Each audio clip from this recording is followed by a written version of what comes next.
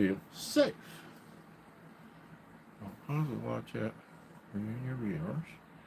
Choose who can participate. Close. I was getting notes from YouTube on the screen while I was going live. And I hope I'm making everybody, including them, happy. It's Alex. I'm back for another this week's at least one video this week. Maybe we'll do more. Who knows? You never know. I was hoping someone might jump in on here. We've got a lot of new subscribers. We still don't have giant numbers or anything, but we've had several people join us here in the last few days, and I really do appreciate it. It's making this a lot more fun for me, and I hope that you'll interact with the show and leave me messages and comments. Let me know what you think about things. So let me know if there's anything you want me to discuss, any something you might be curious about fly fishing or Lake Fork or East Texas, or how to survive in 100-degree heat. That's always a good one. So it's Tuesday, the I think the 23rd. I think that's the right day. It could be 24th. I'm not sure. It's one of those days, and it's hot. Summer finally hit, and when summer in June, I always tell people in June the wind stops and the heat rises, and that's what it does. And the other thing that I want you to know is we are always one thunderstorm away from a 3-year drought. So while we have water in the lakes, take advantage of getting out and enjoying it, because you never know where we're going to end up in another whenever 6 months. Although the predictions they're making for the winter are showing something different. However, if it's falling in line with the predictions I made for rain around here, then they're way off. So first of all, let's do a quick little update on the fishing, fly fishing for bass. And the fly fishing for bass is slow. It is a topwater bite. You're going to need to get around lilies and grass. You're going to need to fish probably early or late. And the early bite's not going to be a real long bite. It's generally pretty short. So have something prepared to streamers, even anything that'll drop down, any like clousers or something like that'll drop down. There's all kinds of patterns you can tie now. Great guys tying on YouTube. It's really fun to go in there and see what they're doing, and see how to tie Ned rigs and things like that. It's a lot of fun, and I just enjoy doing it because that addresses the creative part of me. But I wanted to talk now. Okay, and also while we're talking about fishing, I'm finding bream beds everywhere. If you want to teach somebody, I'm going to talk about this in a minute. If you want to introduce somebody to fly fishing or teach somebody fly fishing, particularly a young person, this is a great time to do it. You can take them out, get them on a bream bed where they'll actually catch fish while they're learning how to fish. And I don't care if it's fly fishing or just fishing in general. Take a cane pole, doesn't matter. Take them out and have some fun with them. The bream, and then the catfish are shallow too. Catfish are shallow. Sorry guys, I'm a little scattered this afternoon. Don't know why. It's that old mind of mine, just kind of wanders around where it wants to. The catfish are kind of shallow. I'm catching them on top. Believe it or not, we caught them on top water this last week. A couple of them. And they're just kind of cruising around the shallows. They do that this time of year. They're also going to be around boat docks. And if you've watched my videos and you find that dock knocker video of mine, tie a couple of those dudes up and go through them around some boat docks and hang on, because those things are deadly around boat docks, especially for catfish. The crappie are down deep they're catching them down on the brush piles. They're also catching some monster bass on those brush piles. And back in the day, we would take big deep diving crankbaits and throw them flooded brush. Before everybody had brush piles out here, this was back in the 90s, in the 80s. Before we had all these brush piles in here, we had just natural log jams under the trees that would fall, and the trees that had flooded when they flooded the lake and all that kind of stuff. So there's kind of natural brush piles under there for the fish to gather. And we would take these deep diving crankbaits, and boy, we'd catch them all the way, double-digit fish. It was really a lot of fun. It's pretty exciting. Those days are gone. So now the fish are hanging out on the big bass are hanging out on the brush piles that the crappie guys are putting out there. So if you want a really big fish, give me a call, and we'll get rigged up and we'll go hit some of those brush piles and see what we can conjure up. You never know. You never know. What I really wanted to talk to you, so that's kind of our fishing report. It's summer. It's summertime fishing. It's never super exciting. It just kind of gets into a steady rhythm of slowness, and you just slow down and enjoy it and get out there and do the best you can to catch some fish. And generally your days aren't going to be real long unless you're young and tough like I used to be, and I could take that 100-degree heat and no problem. I'd stay out there and keep fishing until the sunset. But those days are way behind me now. So half a day in this heat is pretty much probably the extent of what most people can tolerate. And so plan on that. So plan on fishing half a day in the morning, half day in the afternoon, things like that. Okay, let's talk about misconceptions of fly fishing. This is what I really wanted to address today. I'm going to go through this quick. I don't want this video to be super long and boring. I want it to be short and fun. So we're going to talk about misconception of fly fishing. And the reason I'm bringing this up is because I am out on this lake. I'm the only person they see out here fly fishing, pretty much. And I get lots of comments on people love watching me fish. They love watching the whole fly fishing thing. They like the way the line flies through the air, the whole thing. They love it. It is beautiful. It's like a dance. That's what I always tell people. It pretty much feels to me like it's sort of a dance and almost a ballet. It's just beautiful. It's all about timing. It's about really timing and using the line as your kind of your engine to get things going. And once you have all that dialed in, when you're fly fishing, when you're out there and you're actually just doing it, you have it all dialed in. It's a very beautiful thing to do. It's very smooth. You could feel great about what you're doing. You're hitting your targets. You may or may not catch fish, but you're busy. And this is leading me into an encounter I had this past weekend, which was really awesome. I was out fishing, and I saw a couple up on a boat dock, and they were fishing, and we chatted a little bit. And they were visitors to the area, hadn't caught any fish, but loved watching me fly fish. It was a young couple. And so I knew where some brim beds were. And I said, well, why don't you hop in the boat and we'll just float down here to these brim beds, and we'll put a rod in your hand, and I'll show you how to catch them, and you can catch some fish. And so the wife had never fished. She had no idea even how to hold a fishing rod. The husband had never fly fished. And so it was really quite a teaching moment. It was pretty fun, and it ended up that we just literally had a blast. We took a little 5-weight, my little brim rod, and I put a little woolly booger on the end of it, and we were able to position the boat right where we could see the fish bite, pretty close to the bed, and we were catching big orange bellied, red bellied sunfish and long ear sunfish, and they're beautiful fish. They put up a really good fight on that little light rod, and you can see them bite. So it's a lot of fun. I mean, the whole thing is fun.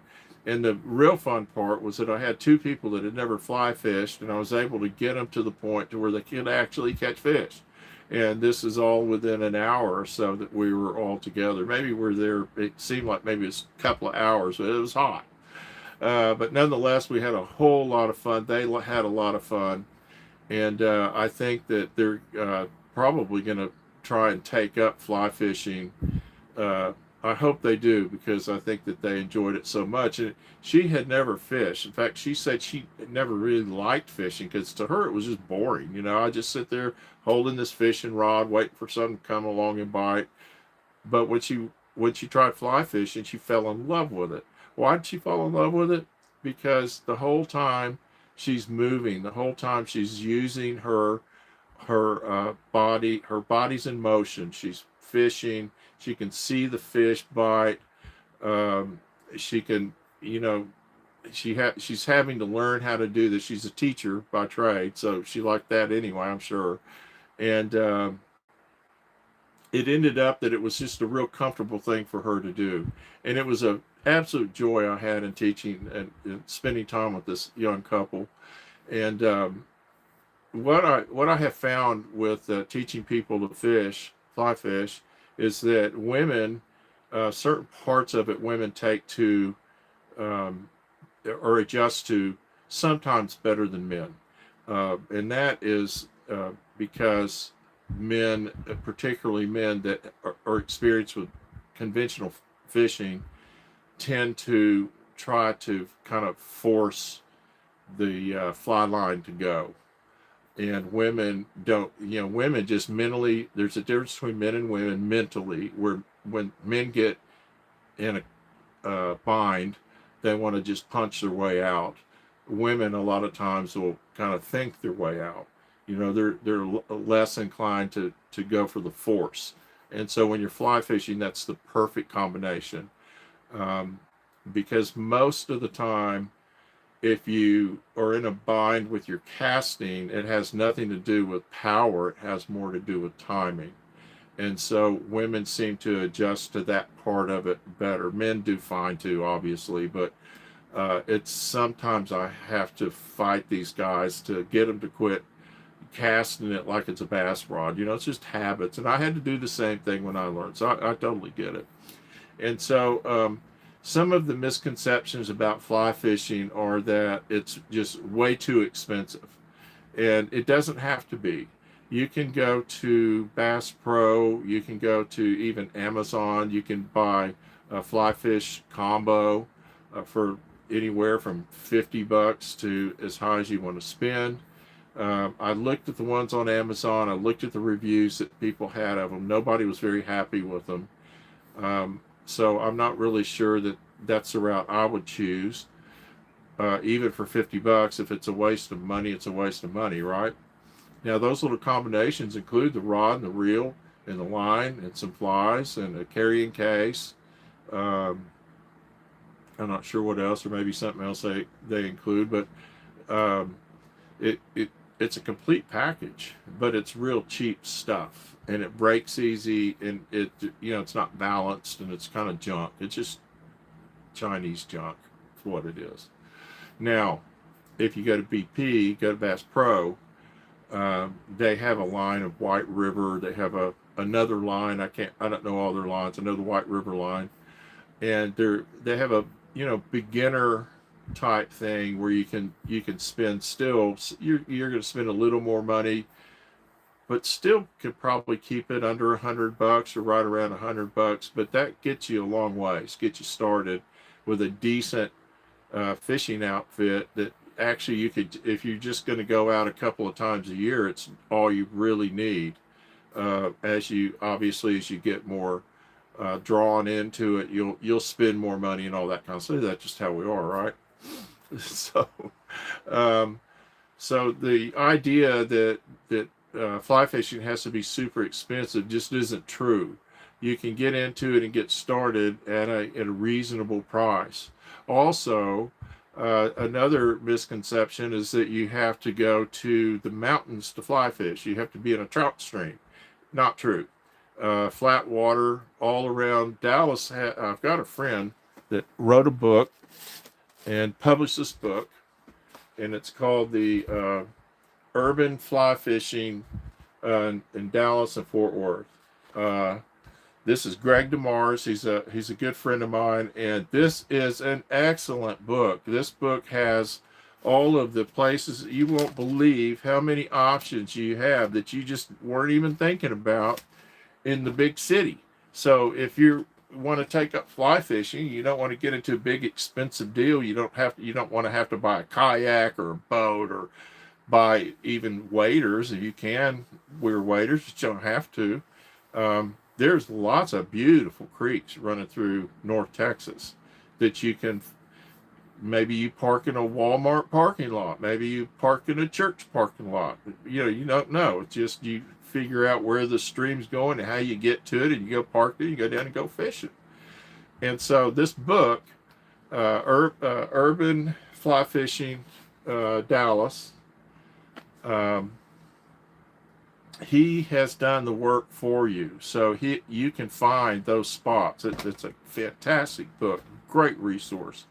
And I love reading it. He also gives you a lot of ideas on how to get started, the equipment that you'll need, um, all those types of things. Great advice on it. Greg did a great job on this book. So if you're new to the area and you want to just get out and kind of get scratch that itch with that fly rod, get this book and go and see find some places close to home, or give me a call, touch base with me, and we'll go out for a half a day and we'll just do some fishing if that's what you want to do.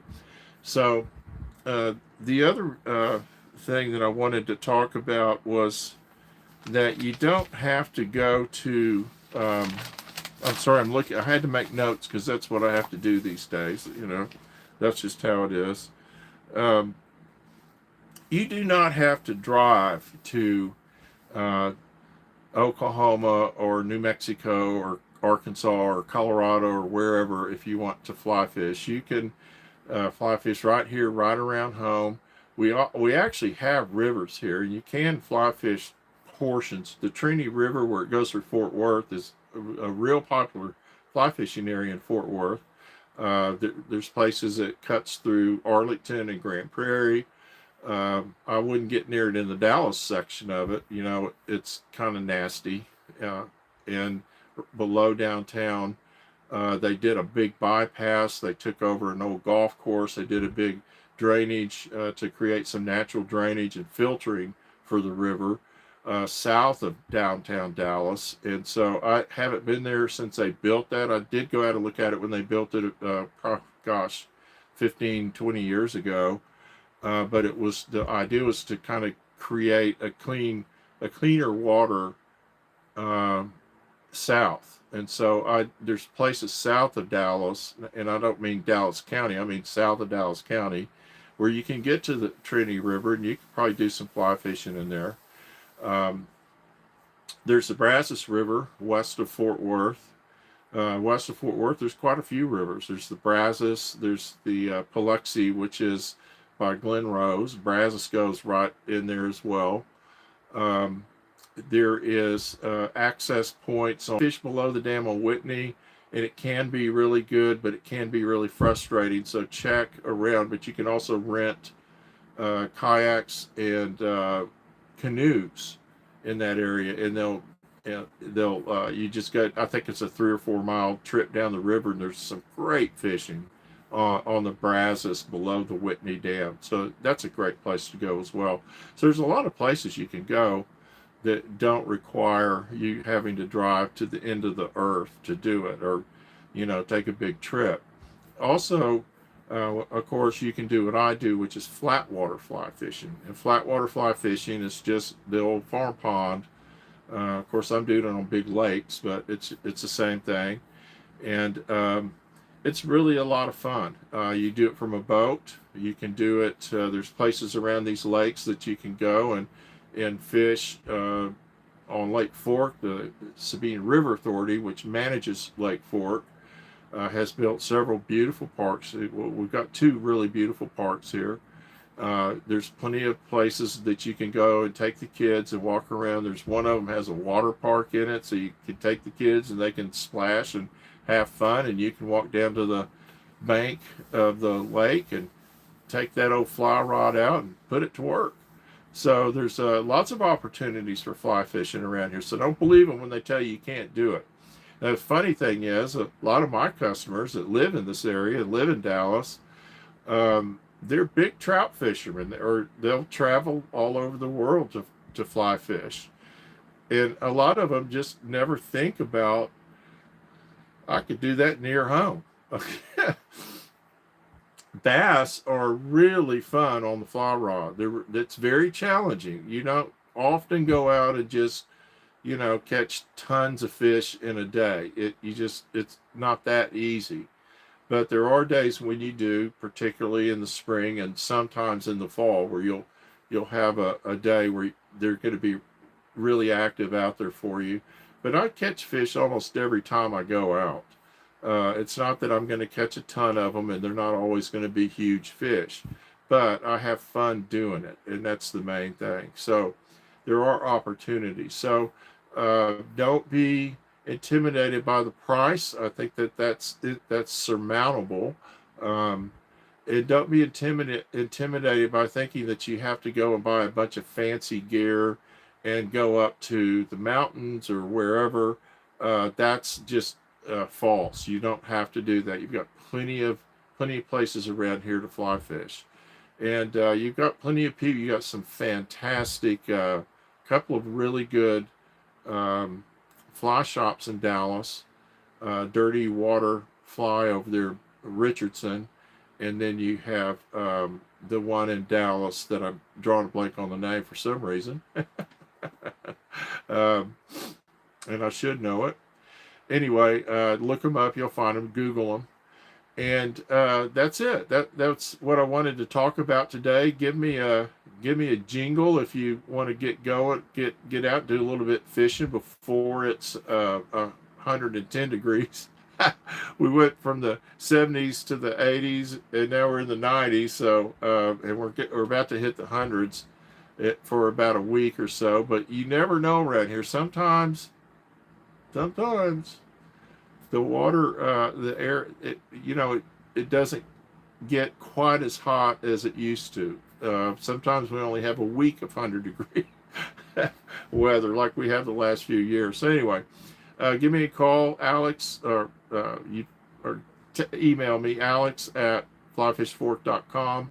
Check out my website, flyfishinglakeffork.com. You can book me through that website. You can kind of see what I've been up to lately. I am on Twitter. I am on Facebook, Fly Fishing Lake Fork, and I am on Instagram, and that is Fly Guy 55. I think that's what it is. Fly Guy 55. I think that's right. Anyway, check it out. Check me out. Send me a message. Hope you have a great day. Hope you have a great week. And go fishing. Have a good day.